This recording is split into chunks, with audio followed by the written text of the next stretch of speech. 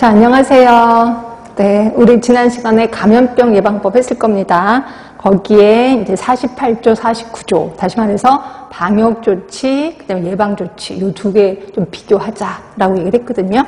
자, 그다음에 이제 오늘은 어디로 갈 거냐면, 자, 우리 그 49조의 3을 보세요. 49조의 3을 보시면, 이거는 뭐 시험 문제 나온 적은 없는데 최근에 좀 나온 거거든요. 예, 잠깐만 보시면 의료인, 환자 및 의료기관 보호를 위한 한시적 비대면 진료라고 해서 이게 그 코로나 때문에 생긴 거다라고 보시면 될 것 같아요. 그래서 보시면 자, 의료업에 종사하는 의료인은 감염병과 관련해서 자, 심각 단계 이상의 위기 경보가 발령된 때, 아, 심각 단계 이상이구나. 환자, 의료인, 의료기관 등을 감염의 위험에서 보호하기 위해서 필요하다고 인정하는 경우에 예, 보시면 유선, 무선, 화상통신, 컴퓨터 등 예, 정보통신 기술을 활용해서 의료기관 외부에 있는 환자에게 건강 또는 질병의 지속적 관찰, 진단, 상담, 처방을 할 수 있다. 자, 여기서 외우실 만한 거.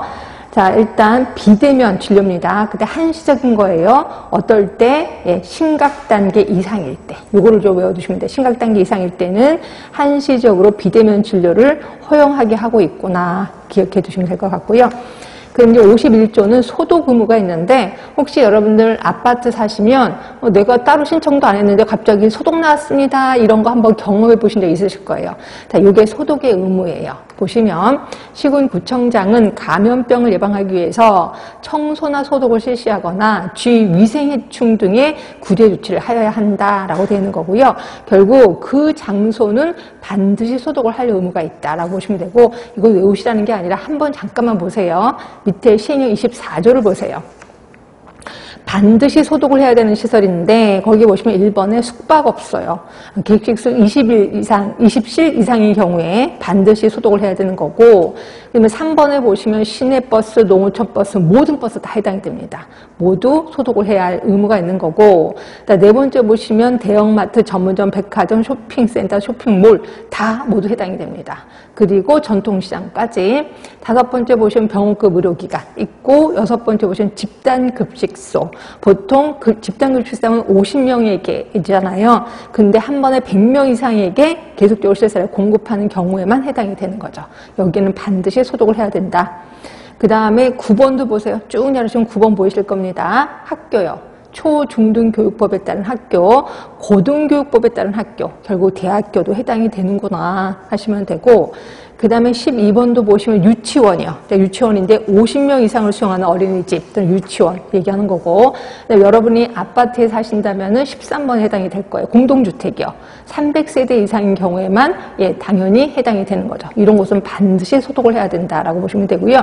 아직까지도 이 부분은 시험에 나온 적 없습니다. 근데 이 부분이 조금 중요해서 제가 한번 쭉 읽어본 거고요. 그럼 소독을 해야 되는 횟수가 있을 거예요. 이것도 아직까지 시험 문제 나오진 않았습니다. 자, 박스 안으로 들어갈게요. 별표 7입니다. 거기 1번부터 5번까지는 4월에서 9월. 자, 4월에서 9월이니까 이때는 조금 더울 때구나 이렇게 생각하시면 되고요. 자, 1개월의 1회입니다. 그리고 10월부터 4월이니까 3월이니까 좀 추울 때지. 이때는 2개월의 1회 이렇게 보시면 되고요. 그다음에 6번부터 12번까지가 2개월의 1회, 3개월의 1회. 이런 것들도 나올까봐 일단 여러분이 살고 계시는 공동주택 300세대 이상 여기는 3개월의 1회고 추울 때는 6개월의 1회였구나 이렇게 보시면 되고요. 그럼 시험 문제는 뭐가 나왔었는데 자, 52조가 시험 문제 나왔었습니다. 자, 소독을 업으로 하려는 자는 자, 누구에게 신고해야 된대? 누구? 그렇죠. 시군구청장에게 신고해야 된다. 이게 작년에 시험 문제 나온 겁니다. 그러니까 아예 이 자리에서 외워두시면 돼.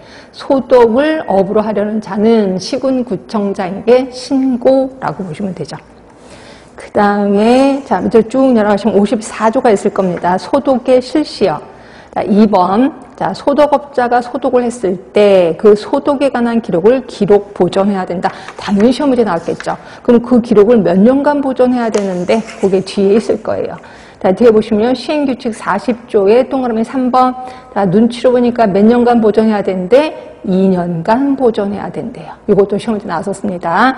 아, 소독을 업으로 하려면 시군구청장에게 신고. 그리고 소독을 했을 때는 기록을 해야 되는데 그 기록을 2년간 보존해야 된다라고 기억해 두시면 되죠.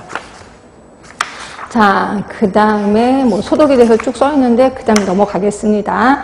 그 다음에 60조로 갈게요. 자, 60조로 가시면 지금부터 한 4개를 좀 볼 건데 방역관, 그 다음에 역학조사관, 검역위원, 예방위원 이 4개입니다. 이 중에서 시험 문제는 예방위원만 나왔었습니다. 나머지는 무시할까요? 그래도 좀 봅시다. 자, 방역관 볼게요. 질병관리청장 시도지사는 감염병의 예방 및 방역에 관한 업무를 담당하는 방역관을 소속 공무원 중에서 임명한다.